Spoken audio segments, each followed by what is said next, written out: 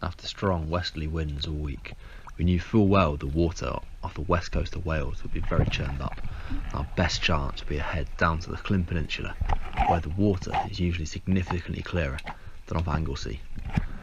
When we reached the mark, it had just passed high tide, and on the ebb, the current was racing through.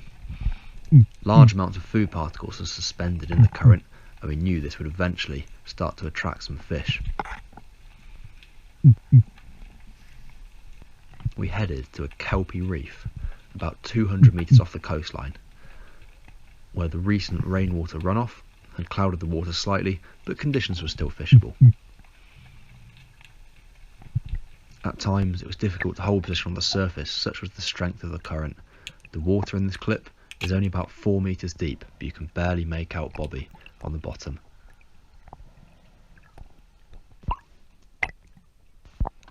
When the current is running strongly, sandy gullies like this, a nice slack area tucked away behind the tall fronds of kelp, can provide the perfect place for an ambush predator. There were sand hills everywhere, clouds of them silhouetted against the surface, and it wasn't long before the pollock started to turn up.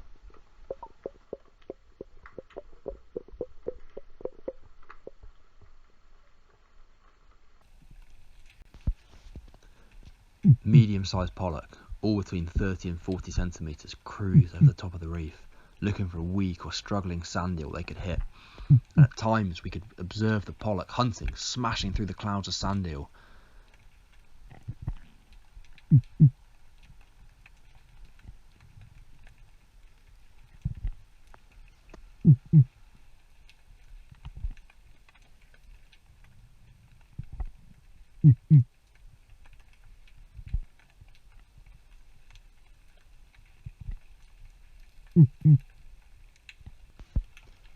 On my fourth dive, the target species, the bass, turned up. A group of 3 cruised in over the top of the reef, and typically only the smallest one came into range for a shot.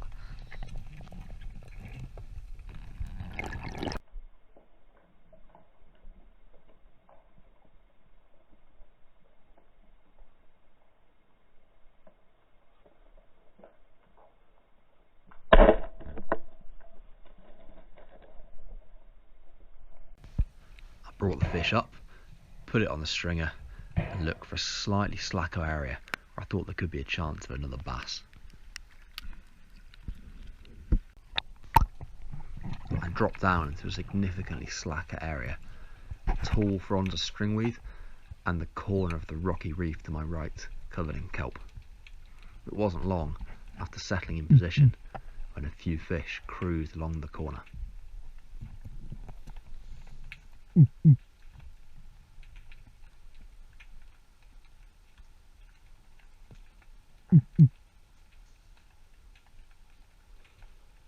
I picked out a decent sized bass in the gloom and stoned it.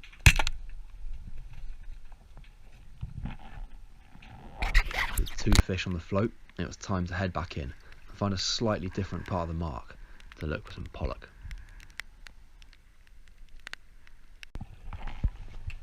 We headed to a much slacker area, a dense kelpy reef with boulders strewn all around it, at about 8 to 10 metres. Immediately it was obvious that the pollock were there.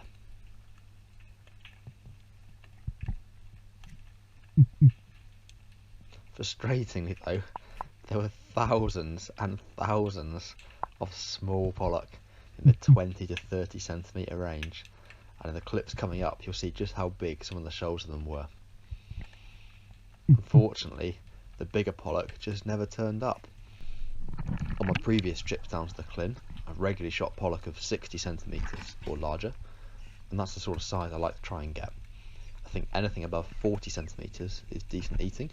Anything below that, there's very little meat on it, and the pin bones tend to get in the way. But on this reef, just these massive numbers of small pollock just routinely cruised into view. The seabed off the sides of the reef dropped down to about 12 to 15 metres.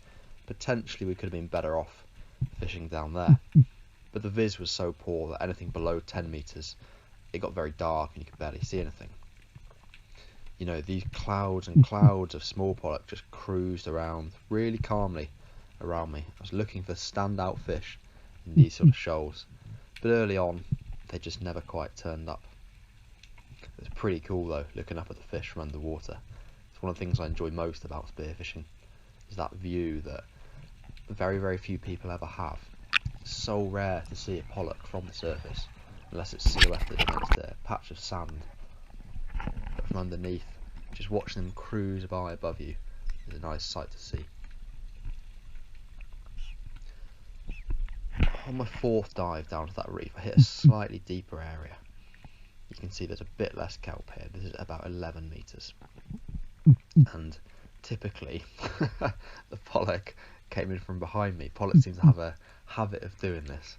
Makes the shot very awkward. So you can see there I spooked them.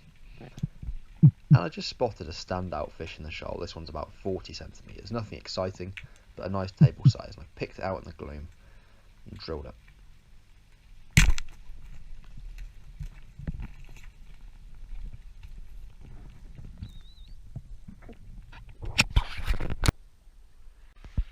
After exploring a few different areas of this reef and headland, we headed round the headland and found some really deep gullies like this one.